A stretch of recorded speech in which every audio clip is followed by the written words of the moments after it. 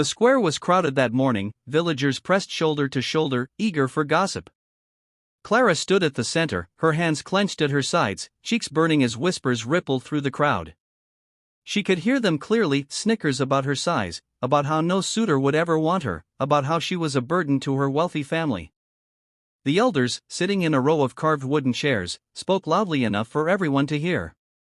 "She will learn humility," one of them declared, his voice carrying over the murmurs. "Let her go live with the poor farmer on the edge of the valley." "That is fitting." The crowd chuckled, some even clapped at the pronouncement. To them, it was a punishment, a joke wrapped in judgment. Clara kept her chin high, but inside her stomach churned. She wasn't just being sent away, she was being humiliated publicly, turned into a lesson for others. Her father barely looked at her, and her stepmother smirked in satisfaction. A small bundle of clothes was shoved into her arms, as though she were being discarded. "Off with her," someone muttered, and a boy from the stables tugged her forward by the sleeve. As Clara walked out of the village, laughter trailed after her. The poor farmer, she thought bitterly. They were banishing her to toil and loneliness, to be hidden from sight like an unwanted object. She bit her lip hard, determined not to cry, though every step away from the only home she had ever known felt heavier than the last. The road grew narrower as Clara left the village behind. The laughter and whispers faded into the distance, replaced by the crunch of her shoes on the dirt path and the rustle of wind through tall grass. With each step, her bundle of clothes grew heavier in her arms. She tried to imagine what kind of man this poor farmer might be: old, hunched, maybe cruel. The kind of person they thought she deserved. By the time she reached the valley, dusk was beginning to settle.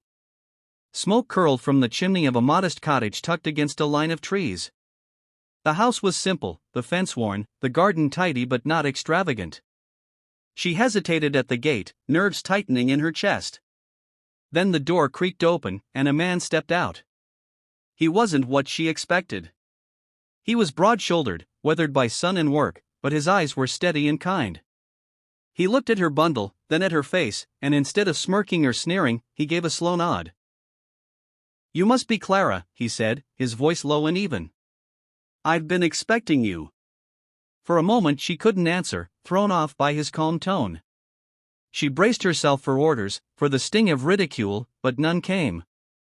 Instead, he opened the gate and motioned her inside. "You've had a long walk. Come in and sit. There's stew on the stove." Inside, the cottage smelled of wood smoke and herbs. A fire glowed in the hearth, and a simple table was set for two. Clara blinked, clutching her bundle tighter. No one had offered her warmth or kindness since the village had cast her out. Confused, she lowered herself into a chair, the weight of her humiliation still clinging to her, but softening under the unexpected gentleness of the man who was supposed to be her punishment. Clara woke early the next morning to the sound of roosters crowing and boots crunching outside. She peeked through the small window of her room and saw Samuel already hard at work, carrying tools over his shoulder. The cottage looked humble enough, but there was something about the way he moved, purposeful and unhurried, that made her wonder. Later, when he asked her to walk with him to the edge of the property, she followed reluctantly, expecting a few small fields and maybe a pen of livestock. But as they crested a low hill, her breath caught.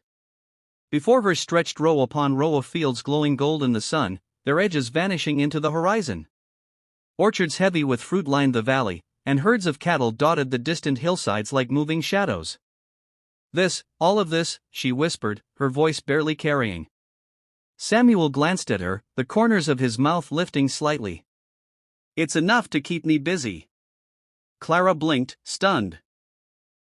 Back in the village, they had spoken of him as if he owned nothing, as if he were barely scraping by.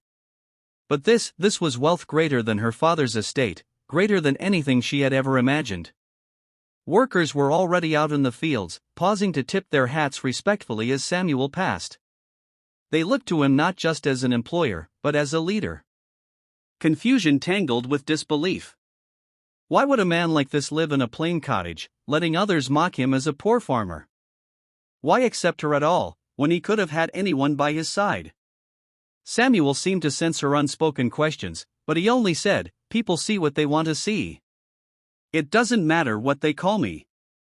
Then, with a steady look that made her pulse quicken, he added, what matters is what we choose to become.